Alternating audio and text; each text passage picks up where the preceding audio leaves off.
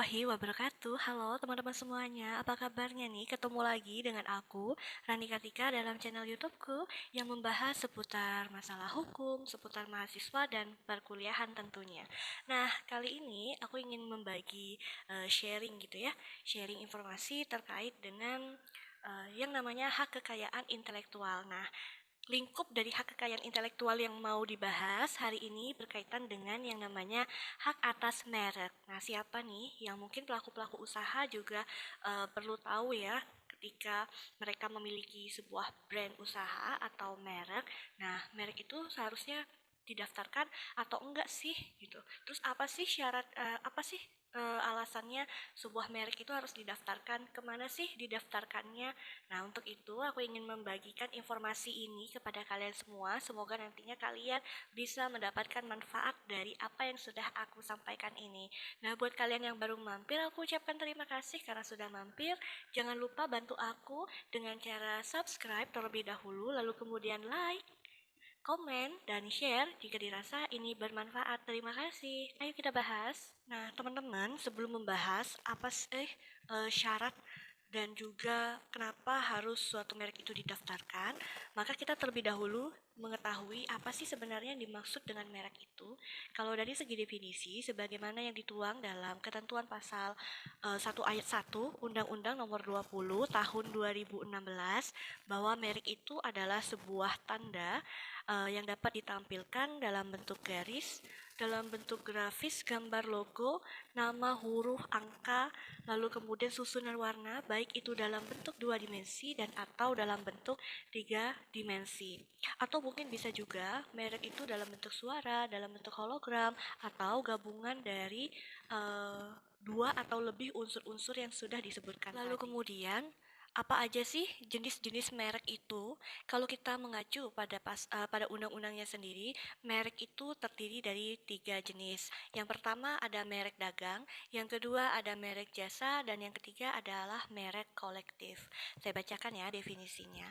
Kalau merek dagang adalah merek yang digunakan pada barang yang diperdagangkan oleh seseorang ataupun beberapa orang secara bersama-sama atau bisa juga diperdagangkan oleh badan hukum untuk membedakan dengan barang yang sejenis.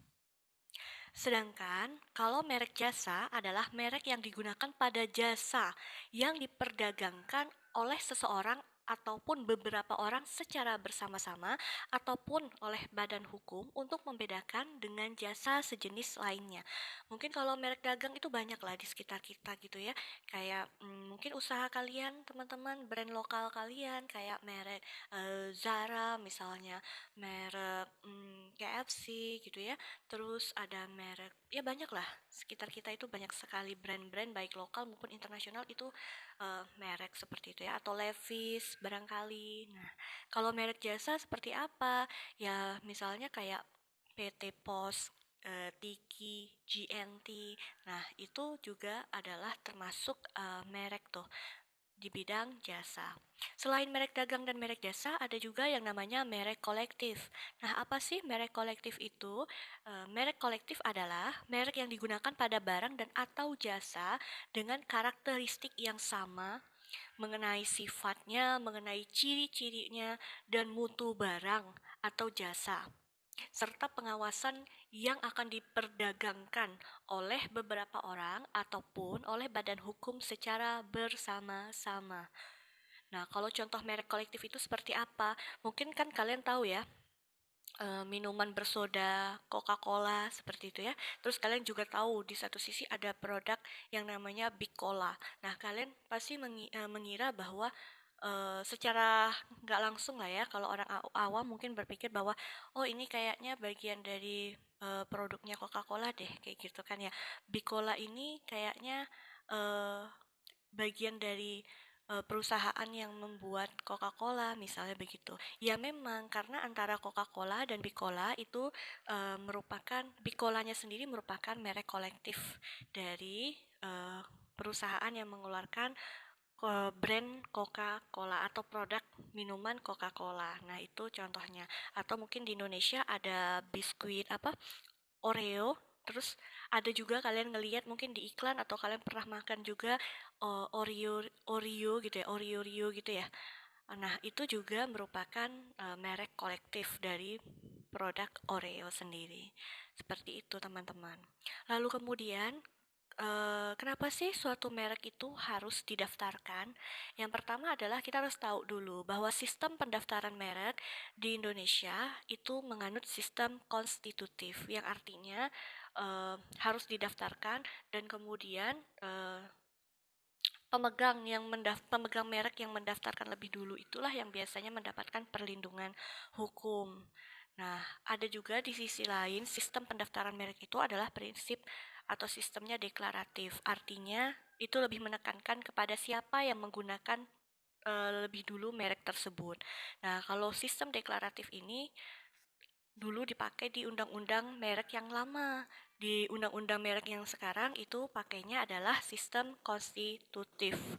Jadi first to file, siapa yang mendaftarkan lebih dulu dialah yang mendapatkan perlindungan atas merek. Sehingga kalau ada nih orang yang juga mendaftarkan merek yang sama, bidang produknya yang dibuat itu adalah sama, ternyata ketika dicek itu sudah ada yang lebih dulu mendaftar daripada orang tersebut, maka orang tersebut kemungkinan tidak dapat mendaftarkan mereknya. Alternatifnya adalah mungkin ganti logo merek tersebut gitu. Lalu kemudian timbul pertanyaan, apa sih alasannya suatu merek itu harus didaftarkan gitu ya? Setelah tadi kita mengetahui nih bagaimana sistem pendaftaran mereknya, nah alasan merek itu harus didaftarkan tidak lebih dan tidak kurang adalah dalam rangka untuk memberikan jaminan kepastian dan perlindungan hukum kepada pemilik merek tersebut.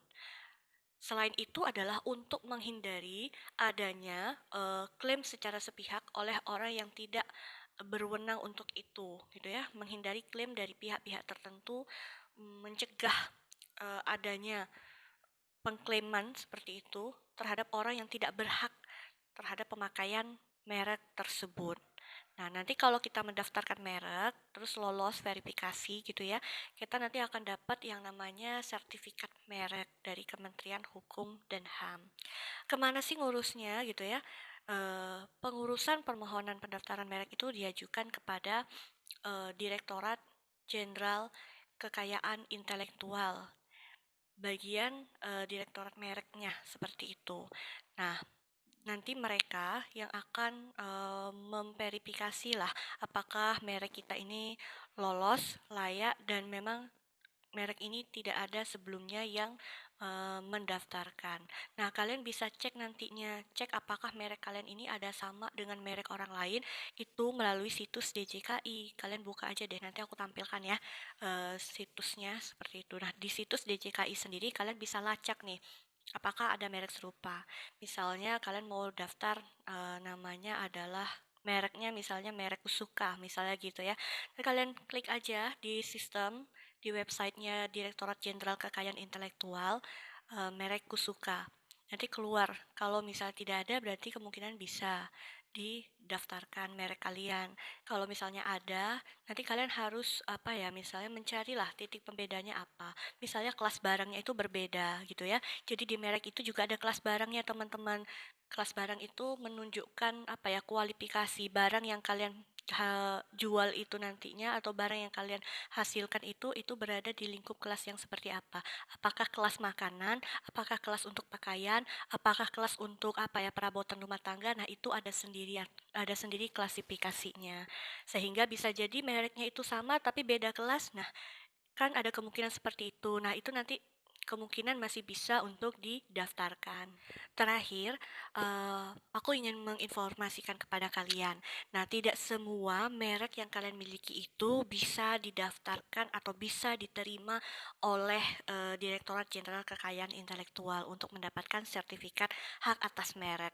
Nah, kalian juga perlu tahu, ketika merek kalian itu ada indikasi itu bertentangan dengan ketentuan perundang-undangan, bertentangan dengan ideologi negara, bertentangan dengan moralitas, agama, kesusilaan, ataupun ketertiban umum, maka itu sudah dapat dipastikan terhadap merek yang kalian miliki itu pasti menjadi tidak dapat didaftarkan. Hal ini sudah sesuai dengan ketentuan pasal 20 Undang-Undang Nomor 20 Tahun 2016. Selain itu, di dalam pasal tersebut juga dikatakan bahwa suatu merek eh, tidak dapat didaftarkan dengan alasan adalah merek tersebut sama, berkaitan, atau justru hanya menyebutkan jasa yang dimohonkan pendaftarannya. Misal kalian bilang merek itu kalian nggak punya mereknya, cuman ketika kalian daftar kalian cuma cantumin ini produk makanan, misalnya seperti itu, mereknya nggak ada. Tiba-tiba cuma nyantumin produk makanan. Nah, itu bisa jadi juga tidak dapat didaftarkan. Atau kemudian memuat unsur yang menyesatkan masyarakat tentang asal-usul kualitas, jenis, ukuran, macam, tujuan, penggunaan barang, dan atau jasa yang dimohonkan pendaftarannya. Oke teman-teman, sekian dulu video dari aku. Semoga memberikan manfaat untuk kalian semuanya. Jangan lupa ya untuk ditonton sampai habis. Lalu kemudian tinggalkan jejak like-nya, komen, dan share jika dirasa ini bermanfaat. Terima kasih. Wassalamualaikum warahmatullahi wabarakatuh.